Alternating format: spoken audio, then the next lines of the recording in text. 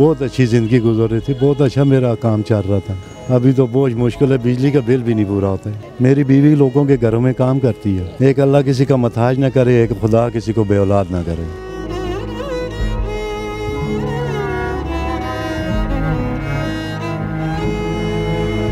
हुकूमत खुद अपने आप को नहीं संभाल रही है, हमें क्या संभालेगी। इस मुल्क को उन्होंने दाव पे लगा दी है, मुल्क की तबाही निकाल कर रख दी है।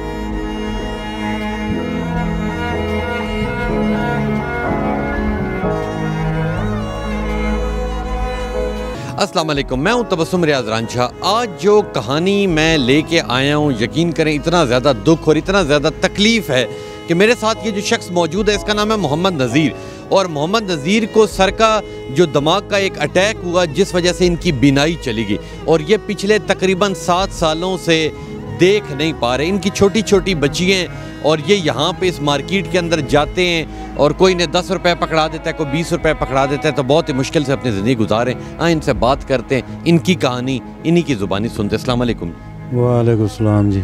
नज़ीर साहब, मुझे बताइएगा कि ज़िंदगी कैसी गुजर रही थी और अचानक आपको ये क्या बीमारी बनी? ज़िंदगी बहुत अच्छी गुजर रही थी जी। मैं ड्राइवर था, ड्राइवरी करता था। मुझे दिमाग का अटैक हुआ है और मेरी दिमाग की नज़र चली गई। बहुत अच्छी ज़िंदगी गुजर रही थी, बहुत अच्छा मेरा काम चल रहा था। और आपके कितने बच्चे हैं? मेरी 4 बेटियाँ हैं। और उनमें कितनों की शादियाँ हो चुकी? 2 की शादी हो चुकी है, 2 अभी घर में हैं। तो मुझे ये बताएं, जो घर में हैं, जो छोटी हैं, वो क्या कर रही हैं, पढ़ रही हैं? वो एक ज़ैनब मदरसे में जो है ना पढ़ रही है, एक घर में है। एक घर में। और आपकी बेगम जिंदा है? बेगम जिंदा है। की भी तकरीबन आप जितनी उम्र हो चुकी है? मेरी बराबर है। वो ठीक है? वो ठीक है। तो मुझे ये बताएं कि आपका बेटा कोई नहीं? बेटा कोई नहीं। अच्छा, तो मुझे बताएं कि आपका गुजर बसर अब कैसे चलता है? गुजर बसर पहले, जब कोरोना से पहले तो शुक्र है अल्लाह का, गुजारा फंस हो जाता था। कोरोना के बाद जब ये एक दूसरा जब आना शुरू हो गया, अभी तो बहुत मुश्किल है, बिजली का बिल भी नहीं पूरा होता है। तो मुझे ये बताएं कि आप सारा दिन मार्केटों में घूमते फिरते रहते हैं? पूरा दिन घूमता रहता हूँ। और फिर शाम को घर कैसे जाते हैं? नहीं, मैं ज़्यादा नहीं घूम सकता हूँ, मैं ज़्यादा 2 घंटे 3 घंटे। तो उसके बाद फिर आप घर कैसे जाते हैं? बाद किसी बंदे को भी, आपके जैसा कोई बंदा भी हो, वो मदद कर देता है, गाड़ी पे बिठा देता है। गाड़ी पे बिठा देते? और वहाँ से भी बिठा दे? आप किधर से, बनी गाला से आते हैं? नहीं, कम्प्लेक्स के पास। कम्प्लेक्स से आते हैं? तो कम्प्लेक्स से आप हर रोज़ बैठ के आप मार्केट में आते हैं? जी जी।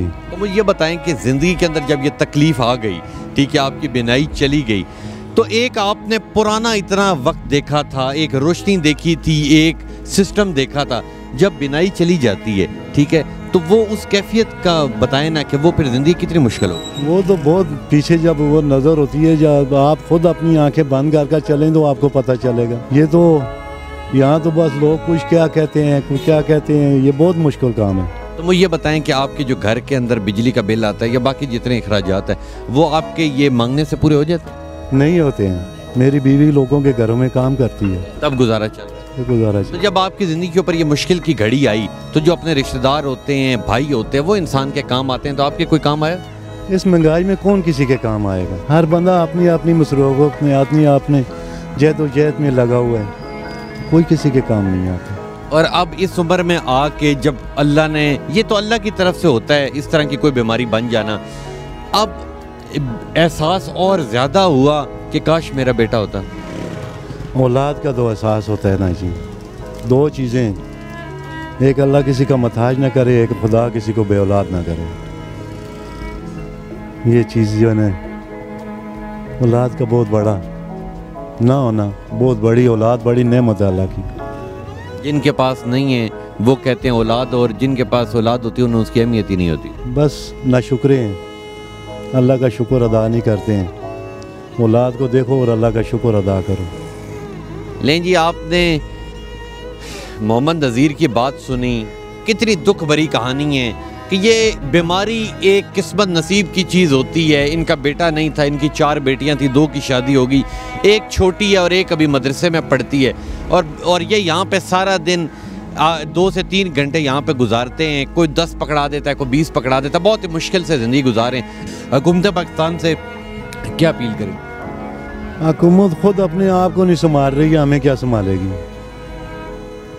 वो तो हमारे से भी ज़्यादा बेकारी हैं। इस मुल्क को उन्होंने दाव पे लगा दी है, मुल्क की तबाही निकाल कर रख दी है। टैक्सों पे टैक्स। कोई गरीब आदमी के लिए तो इन्होंने कोई रास्ता छोड़ा ही नहीं है, सब रास्ते बंद कर दिए। क्योंकि आप देख लें कि लोग अब ना गाड़ियाँ मांगते हैं ना घर मांगते हैं, लोग तो मांगते हैं 3 वक्त की रोटी मिले। 3 वक्त की रोटी भी मुश्किल से हो गई है जी, अभी बहुत मुश्किल हो गई है। अल्लाह की ज़ात, बस वो अल्लाह की ज़ात ये जो चला रही है, बाकी हमारे मुल्क के लीडर या इन लोगों को देखा जाए तो कुछ भी नहीं है। बहुत शुक्रिया मोहम्मद नज़ीर साहब, आपने हौसला नहीं हारना। अभी आपकी बेटियां हैं और पूरी कौम आपके साथ खड़ी है। इंशाल्लाह ज़िंदगी है, जब तक जिंदा हैं, ठीक है, रिज़्क़ का वादा अल्लाह ताला ने किया हुआ है, ठीक है, इंशाल्लाह मिलता रहेगा। मुश्किलात तो हैं, पाकिस्तान में हम मौजूद है, मुश्किलात का तो हर रोज़ सामना करना पड़ता है, मगर आहिस्ता आहिस्ता इंशाल्लाह अल्लाह अच्छा वक्त ज़रूर ले आएगा। ये थे मोहम्मद नज़ीर। आपने इनकी बात सुनी और इन्हें जब मैंने ये कहा कि हुकूमत पाकिस्तान से कोई अपील करेंगे, तो इन्होंने कहा मैं किसी से कोई अपील नहीं करूँगा, क्योंकि जो भी हुक्मरान बनता है वो सिर्फ अपने लिए बनता है, खुद खाता है, अवाम का नहीं सोचता। तो ये कहते हैं कि मैं तो सिर्फ अपने रब से मांगूंगा, रब मुझे अता करेगा और जितनी मेरी ज़िंदगी है वो अच्छी गुजर जाएगी। तो इंशाल्लाह मिलूंगा आपसे अगले प्रोग्राम में, तब तक लिए अपने मेज़बान तबस्सुम रियाज रांझा को दीजिए इजाज़त। अल्लाह निगहबान।